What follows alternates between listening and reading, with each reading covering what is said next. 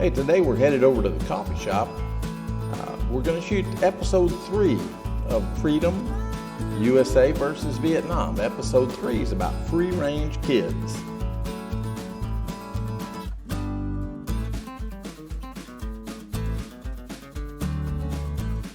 That big building right there is a goat restaurant.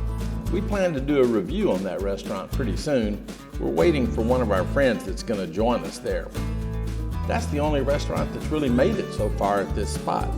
It's the 4th one, I think. It's really crowded every night. Before, the place has never attracted a crowd.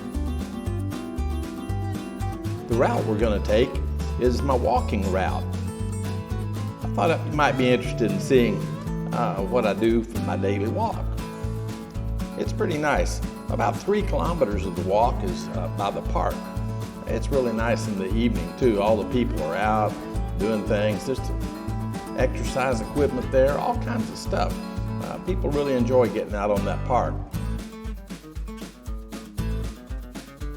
This street's Van Cao. Van Cao is pretty busy. It's a real good bike repair shop here on Van Cao. They're real honest, real nice people, and they work on all the brands of motorbikes.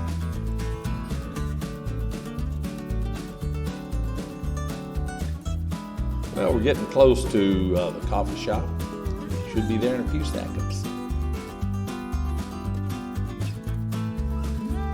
It's really nice too. They have an attendant to park your bike. So you just pull up, stop, they take your bike and put it somewhere, I don't know.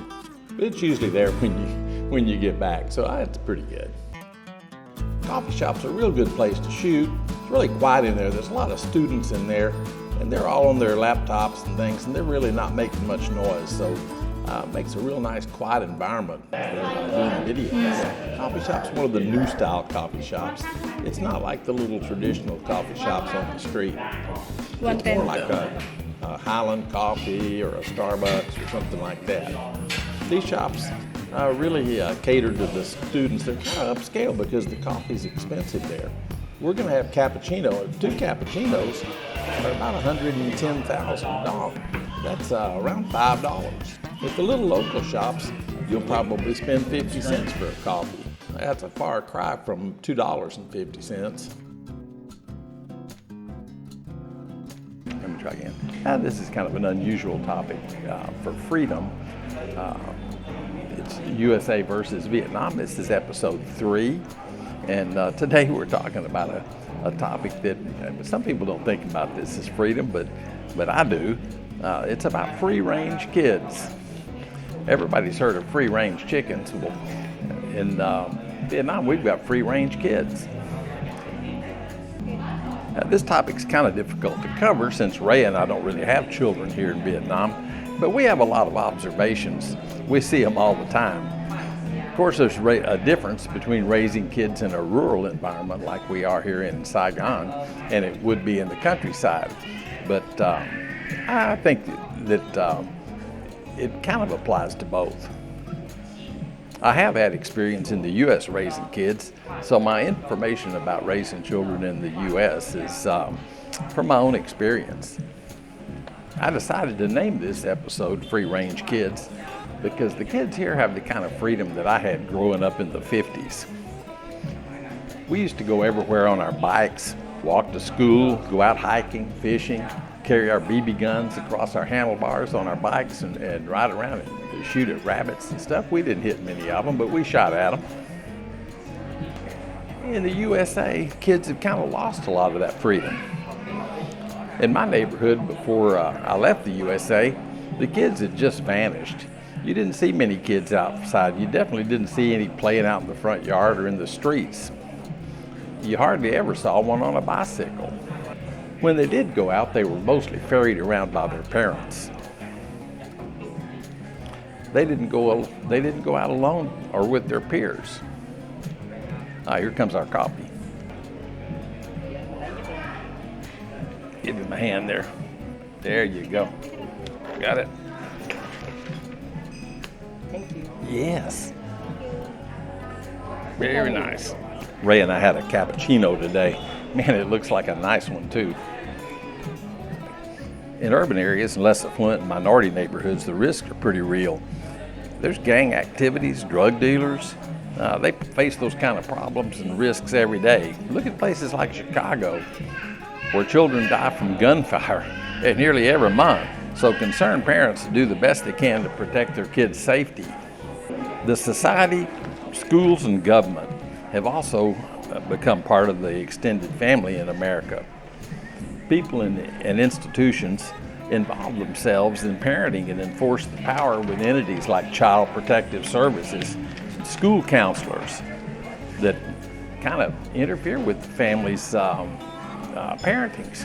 So I'm not sure this is good. It may be good, may be bad, but it definitely does impair the family's decision-making process when deciding and making parenting decisions. Society has made things like gender identity a part of kids' lives, and they push parents to make decisions that are representative of social issues and social narratives instead of letting them decide how to raise their kids themselves, free of outside influence and pressures.